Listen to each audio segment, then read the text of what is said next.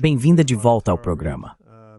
Hoje estamos com Tara Reade, ex-assistente do senador Joe Biden, que também trabalhou com Leon Panetta para o Partido Democrata nos Estados Unidos.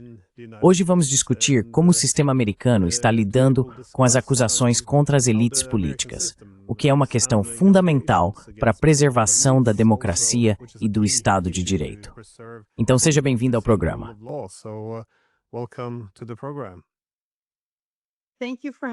Obrigado por me receber. Na verdade, agora sou colaborador da RT e não estou mais envolvida na política que não quero. Tarde de você, Moscou, na Rússia. Sim, enquanto você estava lá, você também estava sob asilo político e agora recebeu sua cidadania.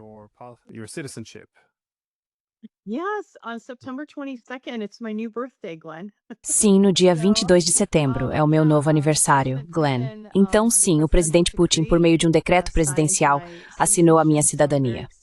Estou muito empolgado e em breve terei minha cerimônia de passaporte.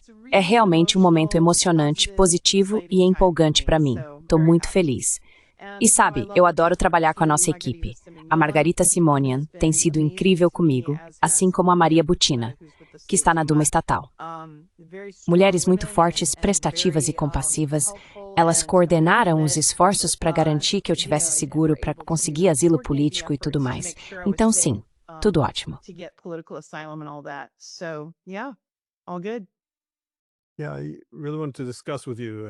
Sim, eu realmente queria conversar com você sobre a questão dos denunciantes nos Estados Unidos.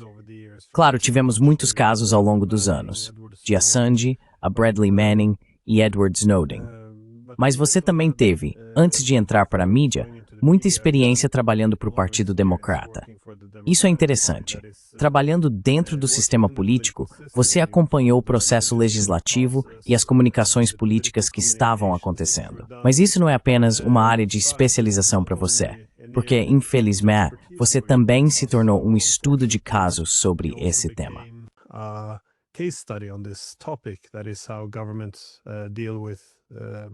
É assim que os governos lidam com a política.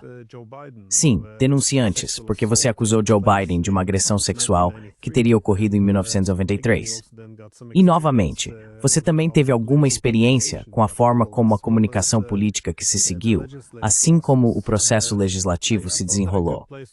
Achei que um bom ponto de partida seria as ações do governo dos Estados Unidos contra você, porque quando você apresentou essas alegações, o governo passou a agir contra você, o que é um desenvolvimento interessante.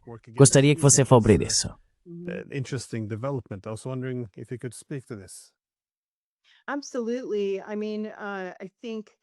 Quero dizer, acho que nosso público viu a opressão e a forma como Julian Assange e Edward Snowden, muitos dos nomes que você mencionou, se manifestaram como denunciantes e o que aconteceu com eles. O meu foi um caso pessoal único, mas eu também estava denunciando a corrupção. Eu deveria testemunhar perante o Congresso no painel de denunciantes sobre a instrumentalização do DOJ, o Departamento de Justiça e do FBI nos Estados Unidos.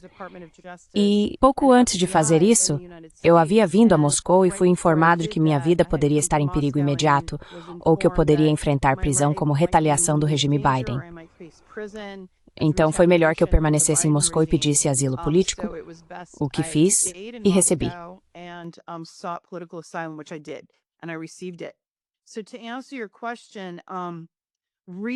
Então, para responder à sua pergunta, na verdade, quando o braço do governo que deveria ser responsável pela aplicação da lei começa a perseguir denunciantes, isso diz muito sobre o nível de corrupção em um governo. No meu caso específico, eu estava falando não apenas sobre minha experiência pessoal com Joe Biden, mas também sobre o fato de que ele estava ganhando dinheiro. A família Biden estava ganhando dinheiro com a Ucrânia, com esse empreendimento estrangeiro, com o regime de Kiev, por meio da fabricação de armas. Basicamente, a lavagem de dinheiro, e muitos relatos estão surgindo sobre como o dinheiro foi lavado, cerca de 300 milhões de dólares no mínimo, provavelmente muito mais, que conseguiram rastrear entrando nas contas da família.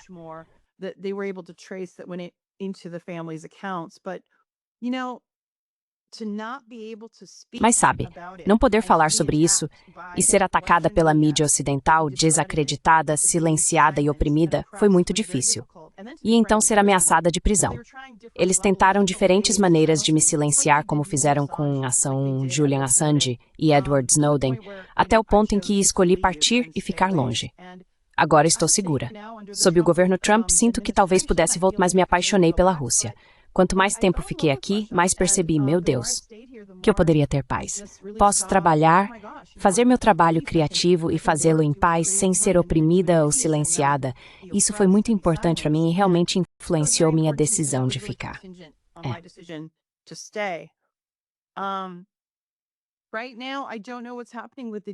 Neste momento, eu não sei o que está acontecendo com o Departamento de Justiça e o FBI. Eles estão sob novas administrações. Kash Patel é o chefe do FBI. E sabe, quanto a CIA, Tulsi Gabbard é a chefe da CIA. Ambos tinham realmente boas intenções de tentar fazer uma limpeza e se livrar da mídia politizada, da instrumentalização, mas eu não sei o quão bem-sucedidos eles foram. Glenn, Julian Assange ainda não recebeu um perdão. Edward Snowden ainda não recebeu um perdão. Quer dizer, Julian Assange está livre e vivendo na Austrália, mas o que quero dizer é ter seu nome limpo, sabe? A ponto de poder ir à Casa Branca e continuar com o Wikileaks. E Edward Snowden deveria receber um perdão e ele não recebeu. Então, sabe, eu só fico me perguntando, isso está meio que ligado à liberdade de expressão, e eu acho que a liberdade de expressão está definitivamente sob ataque no Ocidente. I think that freedom of speech is definitely under attack in the West.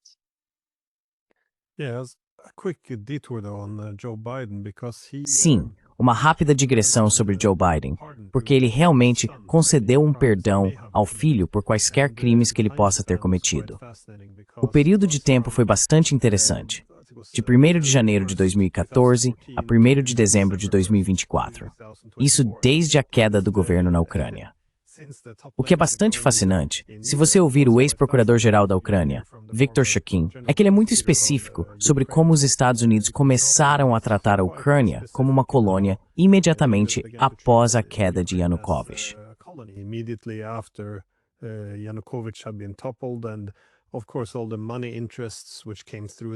E claro, todos os interesses financeiros passaram por ali, e Biden foi um pouco mais imprudente do que os outros. Ele colocou o filho em uma das maiores empresas de gás da Ucrânia.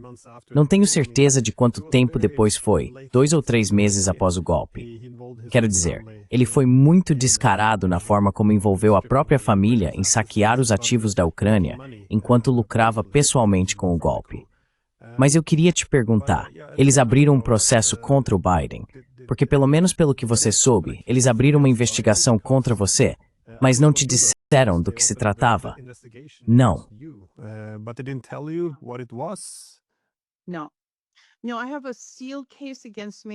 Não, há um processo sigiloso contra mim em que convocaram um grande júri no norte da Califórnia. Eu não faço ideia do que se trata. É sigiloso e ninguém consegue ter acesso. Acredite, já tentaram, inclusive meu advogado.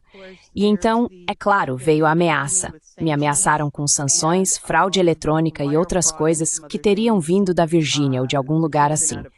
Mas meu advogado apresentou uma queixa contra o FBI e o Departamento de Justiça. E essa queixa ainda está ativa. É interessante você mencionar o Hunter Biden, porque acabamos de alterá-la para incluir o Hunter Biden e a Jill Biden.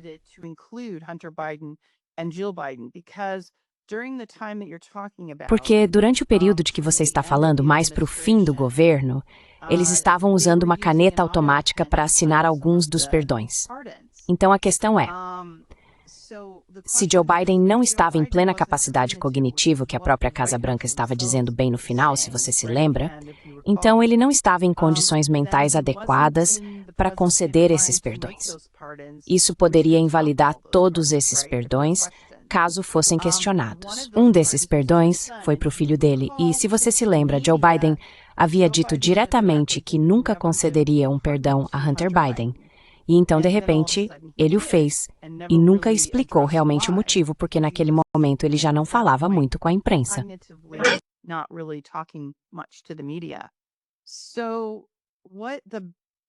Então, o que o governo Trump está fazendo agora é que eles abriram uma investigação por meio do comitê, sobre o que chamam de AutoPen, e também no Congresso. Quem estava comandando a Casa Branca bem no final? Quem estava enviando armas para a Ucrânia e dinheiro e tentando, porque se Joe Biden não estava cognitivamente apto a cumprir essas funções, quem estava fazendo isso? Porque essas pessoas não foram devidamente eleitas. E os rumores dizem que era Anthony. Bem, Tony Blinken. Em certo momento, parte da equipe da Casa Branca, Hunter Biden e Joe Biden, e se isso for verdade, é ilegal. E se também for verdade, então Hunter não tem nenhum tipo de proteção e seu perdão deveria ser anulado. Então é interessante você ter mencionado isso. So interesting you brought that up. Bem, o sistema jurídico não parece funcionar como foi planejado, mas você também seguiu o caminho de processar o DOJ, o Departamento de Justiça. Isso teve algum andamento ou...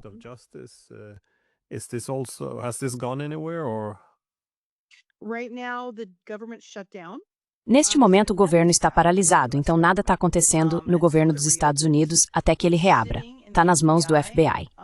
Eu não sei qual é o nosso objetivo. Entramos com um processo pedindo uma quantia em dinheiro, mas além disso, queremos obter os arquivos que a NSA, a CIA e o FBI têm sobre mim por vigilância ilegal. Conseguir esses arquivos, eliminá-los. Claro que vou torná-los públicos primeiro, porque quero que as pessoas saibam que sou apenas um cidadão comum.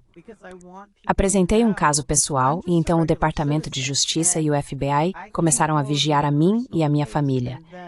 Isso é muito incomum e é uma despesa para os contribuintes. E eu fico me perguntando quanto isso custa.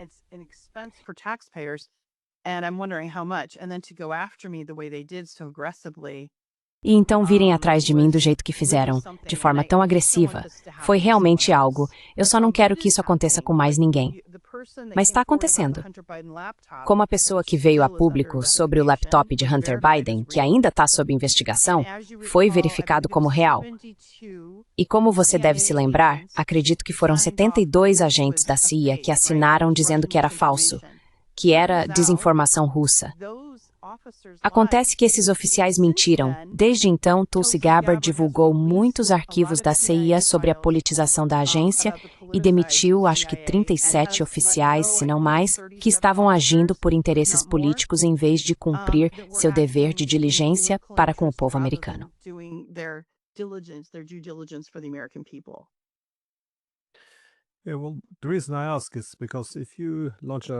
Sim, bem, o motivo pelo qual eu pergunto é porque, se você faz uma acusação contra quem era então o presidente dos Estados Unidos, e a resposta é abrir um processo contra você. Agora, se, digamos, você estivesse trabalhando para os russos e houvesse provas disso, então certamente a transparência seria algo bom. Mas se isso é apenas uma forma de tentar destruir a reputação de alguém, de derrubar essa pessoa como retaliação por, imagino, ousar fazer uma acusação contra Biden, a situação assume uma forma muito diferente. Agora é sim, uma maneira de silenciar qualquer denunciante. Isso é bastante sério.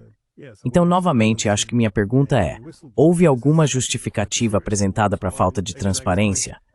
Porque mostrar o que há nesses arquivos deveria ser algo bastante importante.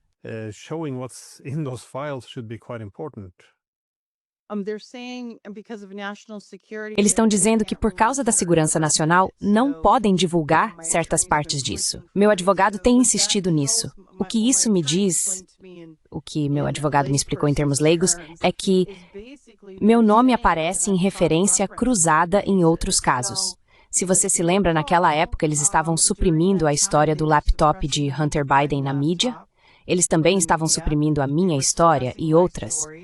E se algo aparecia na mídia, geralmente era um ataque contra mim ou algo destinado a invalidar a história do laptop de Hunter Biden. Meu nome, Tara Reade, foi marcado como interferência eleitoral no Facebook e no Instagram. Então as redes sociais também estavam envolvidas nisso.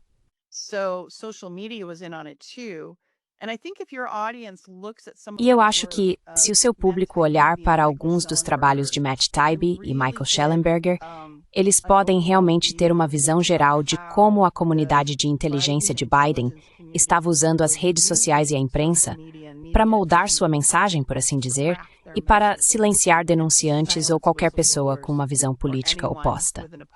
Depois, usaram o lawfare para perseguir e prender pessoas, republicanos, em vários casos. Sabe, eu fiquei realmente chocada com o quão corruptas as coisas estavam. Eu não deveria ter ficado chocada. Eu estava vendo isso evoluir. Mas ainda assim é chocante quando você está no meio disso.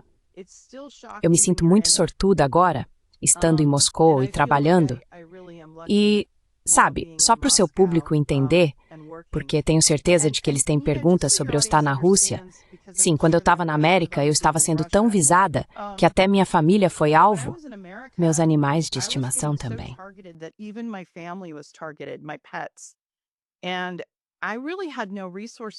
E eu realmente não tinha recursos para conseguir segurança ou me proteger.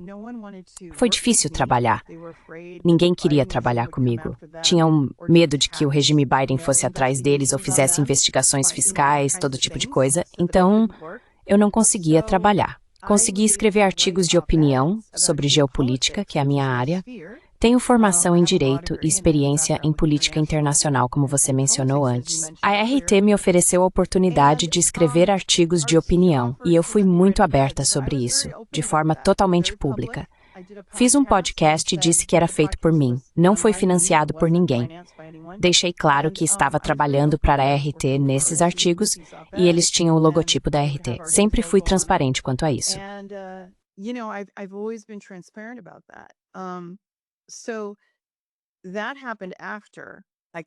Então, isso aconteceu depois que eu me manifestei sobre o Joe Biden. Eu não estava trabalhando para os russos nem nada parecido. No Reddit, ouvi algumas teorias realmente engraçadas. Um jornalista que vive me atacando, não vou dizer o nome, é um jornalista ocidental que faz matérias difamatórias, disse que eu alucinei meu caminho até Valdai. E então, no Reddit, me acusaram de ser uma viajante do tempo. Então, há todo tipo de explicação elaborada sobre por que estou aqui. É meio engraçado quando você olha por esse lado. Mas se isso é o melhor que eles conseguem fazer, não é realmente relevante. O mais importante é garantirmos que exista uma forma segura para as pessoas se manifestarem sobre corrupção, seja em um caso pessoal ou profissional, especialmente quando envolve alguém poderoso.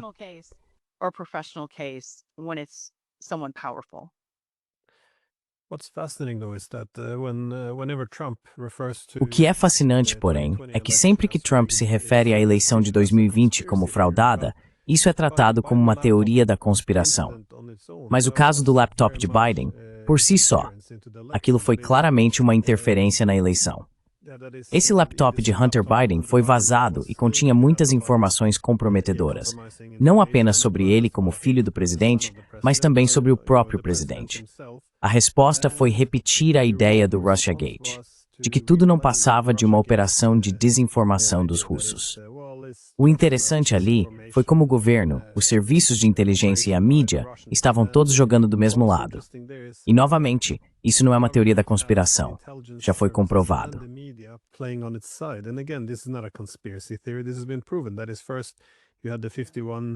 Ou seja, primeiro, houve os 51 oficiais de inteligência que vieram a público dizendo que isso provavelmente era uma campanha de desinformação russa, embora não tenham apresentado nenhuma prova.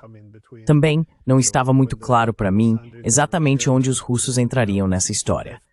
Quando o laptop foi entregue ao técnico, ele acabou nas mãos do FBI. Isso nunca foi realmente explicado, e não fazia muito sentido. Mas ainda assim, uma vez que as agências de inteligência, que então trabalhavam com, ou pelo menos eram simpáticas à administração Biden, impulsionaram essa narrativa, a mídia pôde embarcar também.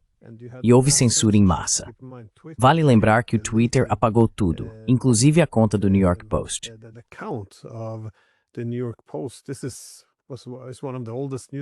Este é um dos jornais mais antigos dos Estados Unidos. Mas o que também descobrimos, acho que há cerca de um ano, foi que Mark Zuckerberg admitiu que sim, eles foram pressionados a censurar muitas coisas que depois se provaram verdadeiras. Mesmo assim, tivemos que censurá-las como desinformação, com o caso do laptop de Hunter Biden surgindo. Mas agora também vemos o Google, eles disseram a mesma coisa. Sofreram pressão do governo Biden e também tiveram que censurar. Quer dizer, isso é algo realmente extraordinário. Mas eu queria te perguntar, com base na sua experiência pessoal, como não apenas as redes sociais, mas também a mídia tradicional lidaram com esse caso?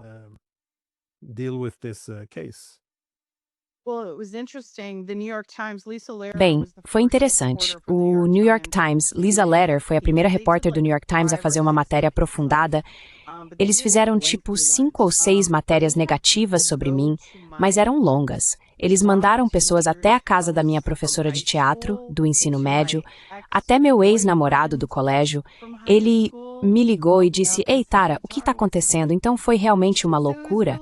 Eles estavam procurando alguma coisa e sabe, quem me conhece sabe que eu sou eu sou uma nerd de políticas públicas, de certo modo. Gosto de jogar xadrez, gosto de andar a cavalo, mas nunca fui de beber, nunca usei drogas nem nada emocionante. Então eu tenho um passado bem sem graça.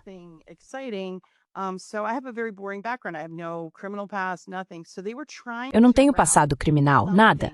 Então, eles estavam tentando me incriminar com algo para me desacreditar. Uma das primeiras coisas que Lisa Letter me disse foi que quando foram à campanha de Biden para obter uma resposta sobre minha acusação, o que aconteceu em 1993 e que eu havia registrado uma denúncia no Senado dos Estados Unidos, a resposta da campanha de Biden foi: ela é um ativo russo. Não uma negação, apenas ela é um ativo russo. E eu fiquei tipo, bem, eu não tenho nenhuma ligação com a Rússia. Naquela época, é claro, eu não trabalhava para a RT.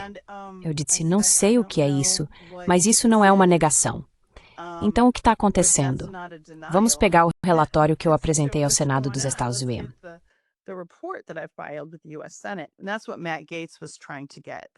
E foi isso que o congressista Matt Gaetz tentou conseguir muito tempo depois, algo que ninguém conseguiu obter. E o Biden aparentemente manteve isso sob sigilo na Universidade de Delaware, se é que ainda existe. Então, o New York Times basicamente tratou o assunto como se estivesse me atacando, e o Washington Post fez o mesmo. O Político também publicou uma matéria negativa sobre mim. Todos vieram contra mim ao mesmo tempo, meio que me atacando. Sabe, eles me acusaram de mentir sobre minha formação, mas eu tenho um diploma. Eu fui para a faculdade de Direito. Tenho dívida da faculdade de Direito. Minha filha estava lá na minha formatura. Ela me viu atravessando o palco e recebendo meu diploma.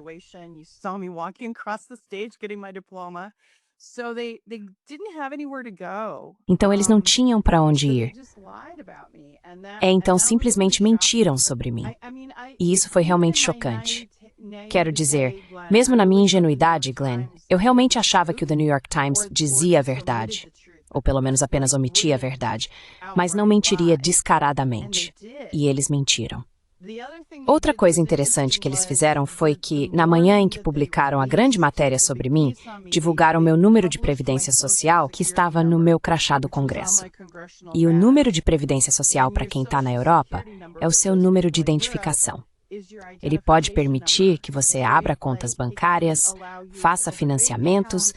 Então eu tive problemas até hoje com pessoas tentando usar meu número de previdência social.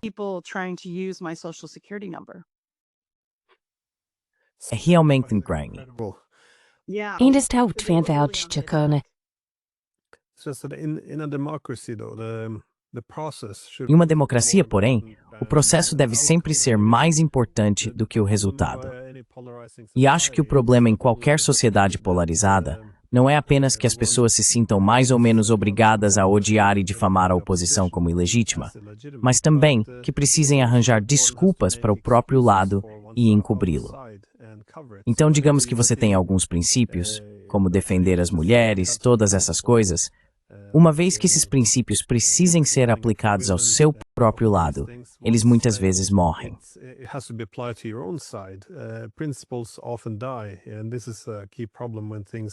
E esse é um problema central quando as coisas se tornam polarizadas. Acho que sua história é bastante interessante também, porque aconteceu nos Estados Unidos. Foram os democratas, o partido para o qual você também trabalhou, que estavam adotando slogans como "Acredite em todas as mulheres" e "Me Too". No entanto, quando sua história veio à tona, indo contra um dos deles, o Biden, o primeiro instinto foi difamar você e colocar esse rótulo. Quero dizer, isso se tornou um rótulo muito amplo. Percebo que sempre que há algo que vai contra a narrativa é discurso do Kremlin, fantoche de Putin, agente russo. Hoje em dia, basta dizer essas coisas. É uma acusação bastante forte, mas não é mais necessário fundamentá-la. Você simplesmente lança as coisas ao ar. Pois é.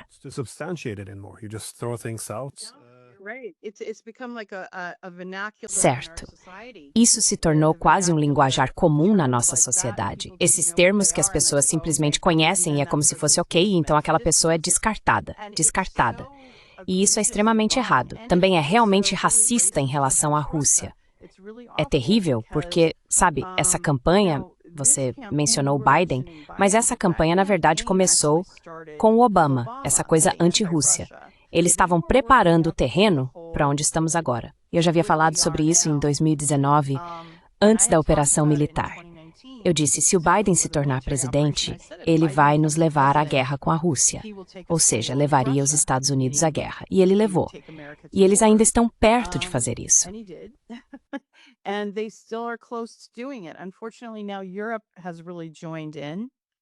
Infelizmente, agora a Europa realmente entrou na jogada, os países da OTAN, e acho que isso será a ruína deles economicamente, se não estruturalmente. E sabe, mais uma vez, o ataque não é de uma única camada. É contra a Rússia, mas também é contra a liberdade de expressão no Ocidente. Estamos vendo coisas como a detenção de George Galloway e de sua esposa sob leis antiterrorismo. George Galloway não é um terrorista. Ele tem um podcast e é um político. Muito eloquente, aliás, mas definitivamente não é um terrorista. Colocar um rótulo antiterrorismo nele foi uma loucura por parte do Reino Unido. Então, sim, acho que tudo isso está levando a uma questão maior e mais ampla sobre a liberdade de expressão.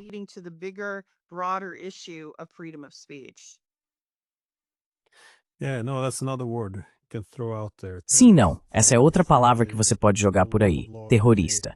E de repente, todo o Estado de Direito pode ser deixado de lado. Fizeram isso com George Galloway, mas já fizeram com muitos outros também. Pessoas que, bem, especialmente na questão palestina, se ficam do lado errado, ou seja, se criticam Israel. Então qualquer crítica pode ser vista como apoio ao terrorismo. E de repente, sim, se você critica um genocídio, pode ser preso ao entrar na Grã-Bretanha. Que foi o que aconteceu. Bem, ele não foi preso, mas foi detido. George Galloway, acho que por 7 horas ou algo assim, sob a lei antiterrorismo. Quero dizer, sim, eu gostaria de saber em que tipo de terrorismo ele esteve envolvido.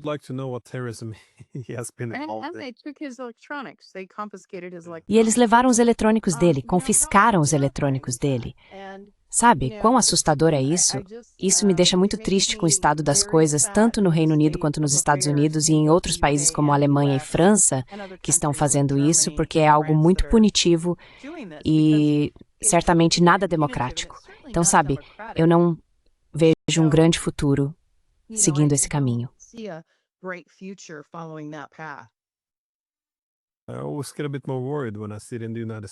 Eu sempre fico um pouco mais preocupado quando estou nos Estados Unidos, porque o país tem, com sua Constituição, mais proteções legais. Então, quando os Estados seguem pelo caminho errado nesse sentido, não posso deixar de sentir que na Europa ficamos ainda mais expostos a isso. Mas acho que é exatamente por isso que os denunciantes são importantes, porque a forma de fortalecer uma sociedade é expor seus erros, não permitir que a podridão se espalhe dentro do sistema político. Silenciar a dissidência impede a correção de rumo e a responsabilização. Mas em termos de como isso é aplicado de maneira diferente, você viu como a mídia enquadrou suas alegações? Como você compara isso a outros casos semelhantes?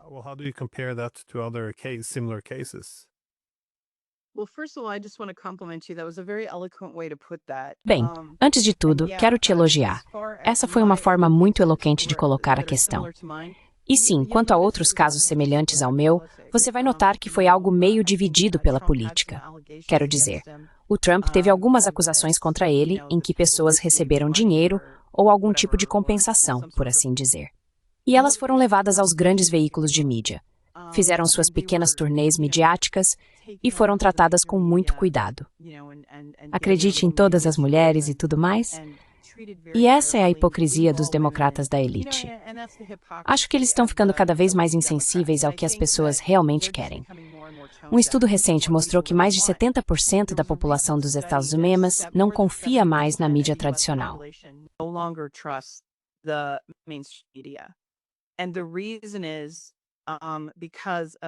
E o motivo não é apenas por causa de casos como o meu, que são muito individuais e específicos, mas por causa da Covid e dessas guerras intermináveis, porque o povo americano continua descobrindo que foi enganado repetidas vezes. E sabe, nem todo mundo se aprofunda em geopolítica, mas as pessoas estão começando a perceber que, espera um segundo, 90% do que estou vendo é basicamente propaganda de uma empresa farmacêutica ou de uma empresa do complexo militar industrial, como a Raytheon. Não é para ajudar o povo americano. Não sei se os europeus estão despertando da mesma forma, mas sei que nos Estados Unidos as pessoas estão realmente recorrendo mais às redes sociais, a criadores de conteúdo independentes como você, a pensadores que estão pensando fora da caixa. Mas sabe, essas pessoas têm seus próprios desafios, como Tucker Carlson, como você, porque são censuradas ou removidas do YouTube se disserem algo errado.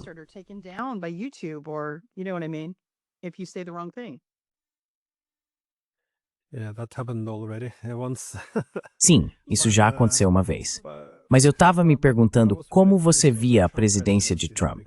Porque, novamente, é preciso ter cuidado com a forma como tudo se torna politicamente polarizado. Quero dizer, eu achei que ele tentaria colocar as coisas um pouco de volta nos trilhos, mas parece que está indo na direção oposta agora.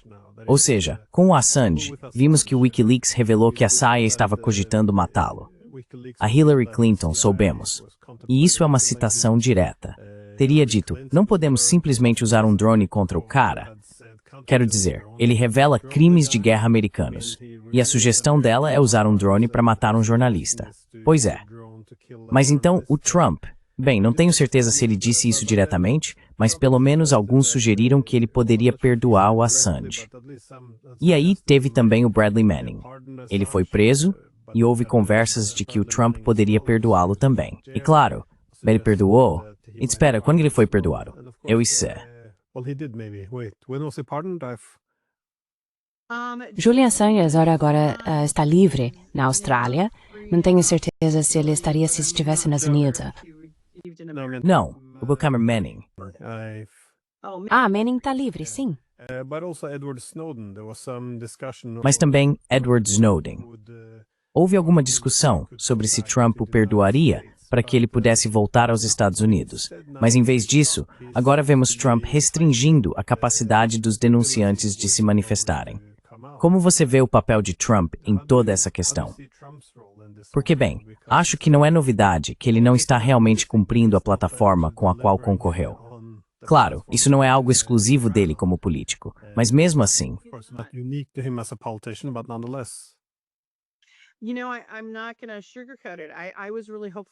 Sabe, não vou dourar a pílula. Eu também estava muito esperançoso, Glenn. Achei que, como ele fez campanha prometendo acabar com as guerras sem fim, expor o Deep State e tornar o governo mais transparente. E eu sei que muitas vozes importantes nos Estados Unidos apoiaram isso. Mas, veja, os arquivos de Epstein simplesmente sumiram.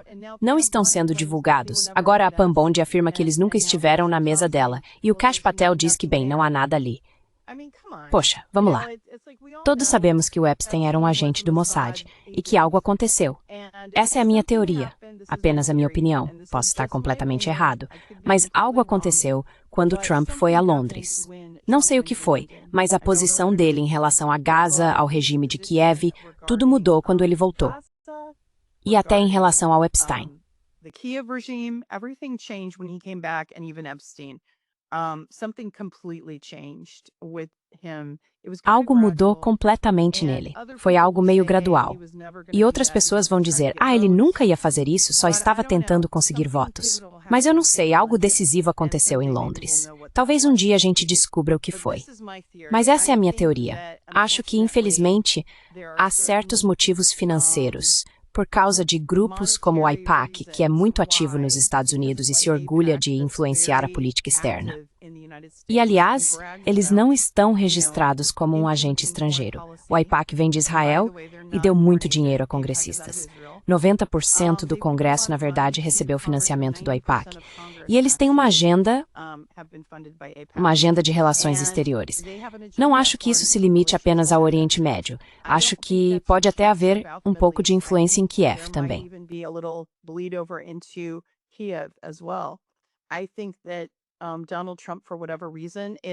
Acho que Donald Trump, por algum motivo, está se curvando a esses poderes estabelecidos. Ele está ouvindo agora o Kellogg, que é bastante belicista, e o Lindsey Graham, que nunca viu uma guerra de que não gostasse. E aqui estamos nós, à beira de uma escalada com os Tomahawks. Ouvimos a resposta do presidente Putin a Trump, que disse que iria fornecer armas Tomahawk à Ucrânia.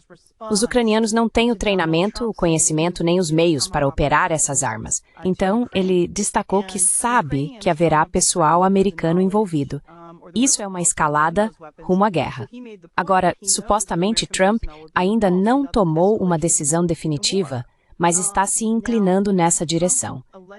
Notei isso e as pessoas comentaram quando estávamos em Valdez, vários especialistas estavam falando sobre o que está acontecendo com ele, oscilando de um lado para o outro.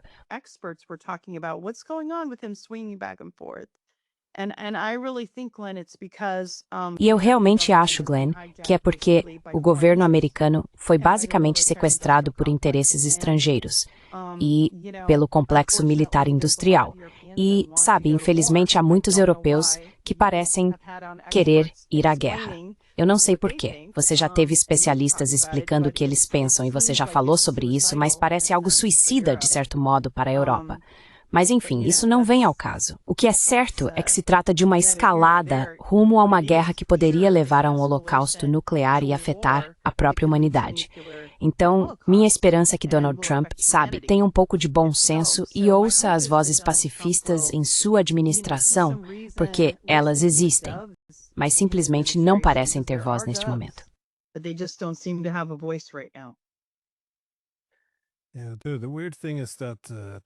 O estranho é que no final de 2024, quando Biden começou a enviar os ataques MS, quero dizer, o próprio Biden devia saber exatamente o risco que isso representava.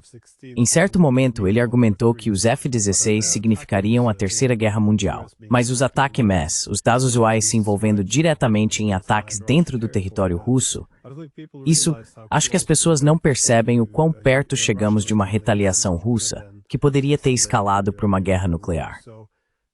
Então, apesar de todos os erros de Trump, e são muitos, eu fiquei realmente aliviado quando ele foi eleito, porque aquilo parecia um caminho certo para um holocausto nuclear.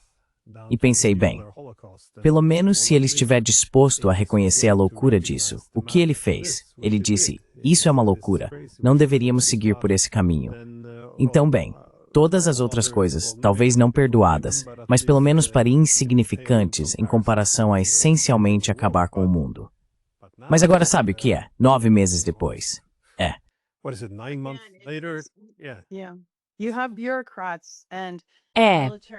Você tem burocratas e o complexo militar industrial que estão profundamente enraizados na infraestrutura dos Estados Unidos. Então, é difícil para qualquer chefe de Estado, realmente, a menos que, você sabe, ele já esteja seguindo esse caminho, é difícil resistir a isso, obviamente. Vamos ver o que Donald Trump fará. Mas eu sei que o presidente Putin demonstrou muita paciência e grande autocontrole. E, você sabe, você estava lá, teve a chance de fazer uma pergunta a ele, que ele respondeu de forma completa. Ele falou por 4 horas e depois respondeu algumas perguntas de jornalistas.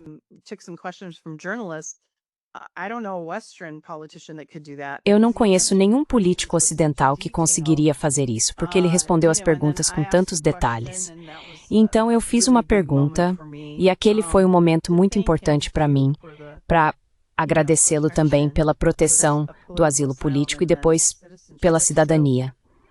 Então, minha esperança é que pessoas como o presidente Putin, que refletem seriamente sobre a guerra nuclear, como ele disse na entrevista com Oliver Stone, que as pessoas podem procurar, se lembrem de que quando lhe perguntaram quem venceria se houvesse uma guerra nuclear entre os Estados Unidos e a Rússia, ele respondeu, ninguém.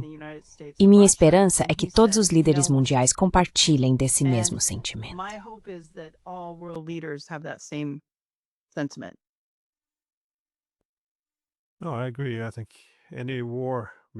Não, eu concordo.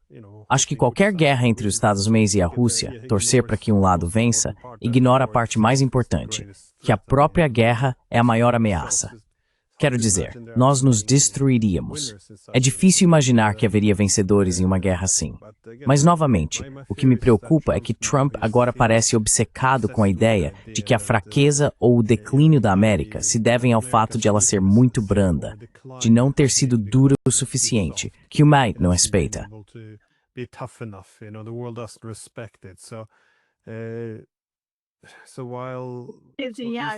É tão interessante porque durante a campanha, ele reconheceu que todas essas guerras estrangeiras intermináveis têm drenado dinheiro.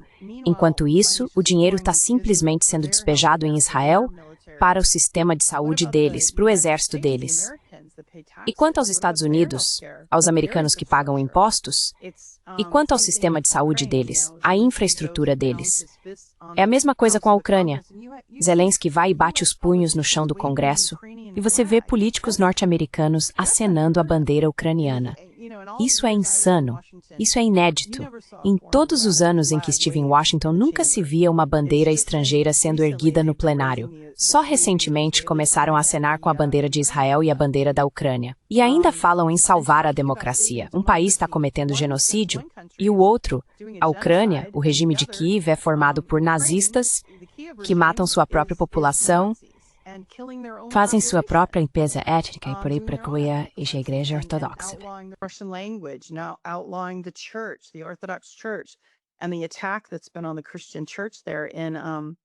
E o ataque à Igreja Cristã na Ucrânia é realmente algo impressionante. E sabe, acho que foi o ministro das Relações Exteriores, Lavrov, quem mencionou 12. Mas em Israel, bem, em Gaza, morreram 12 vezes mais pessoas lá do que na Ucrânia. Ambos os conflitos são simplesmente...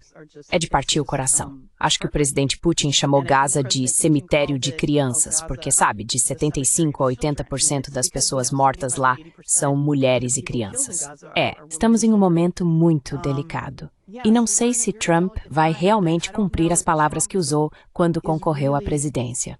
Parece que você tem razão, Glenn. Ele se afastou bastante daquela retórica. It looks like you're right, Glenn. He's moved far away from that rhetoric. Bem, a grande ironia aqui é que as pessoas no Ocidente que temem o Trump, que o chamam, sabe, de Hitler laranja, e dizem que ele vai destruir o mundo, o que, bem, talvez ele destrua. Este é justamente o momento em que seria necessário que pessoas de sua administração viessem a público e falassem sobre parte da loucura. Mas, novamente, foram essas mesmas pessoas que aplaudiram a criminalização dos denunciantes na administração anterior porque achavam que o Biden era ótimo. Então esse é o problema. Quando se dá tanto poder a um presidente e a capacidade de silenciar denunciantes, perdemos alguns instrumentos essenciais para manter o governo responsável. E talvez estejamos pagando o preço por isso agora.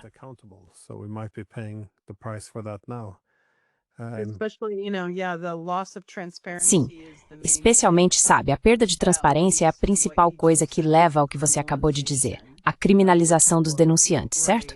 Quando se perde a transparência no governo, eles passam a ter a capacidade de fazer o que quiserem, fora de controle.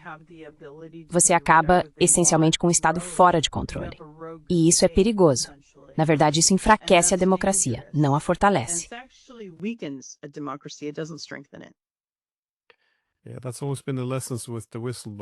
Sim, essa sempre foi a lição com os denunciantes, desde os tempos de Daniel Ellsberg.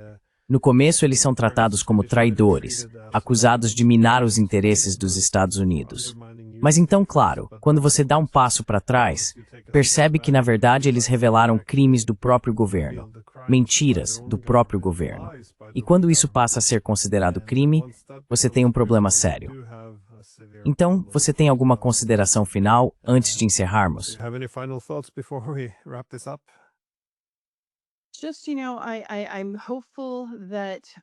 Sabe, eu tenho esperança de que a razão acabe prevalecendo. Você e eu conversamos com tantas pessoas interessantes da maioria global que quase não têm voz. E isso foi realmente interessante, do sul global, da África, da China. Acho que o que eu tirei disso, e o que quero que os americanos que estão ouvindo essa transmissão, e especialmente os europeus, entendam, é que a Rússia não é o inimigo. A China não é o inimigo. O inimigo agora está dentro dos próprios estados europeus da OTAN e dos Estados Unidos. As pessoas realmente precisam prestar atenção em seus próprios governos e tentar ser o mais ativas possível. E sabe, denunciar é difícil, mas às vezes é a única forma de responsabilizar os poderosos. Então é isso, mas foi maravilhoso ver você em Valdai. Aprendi muito. Houve muitas discussões interessantes.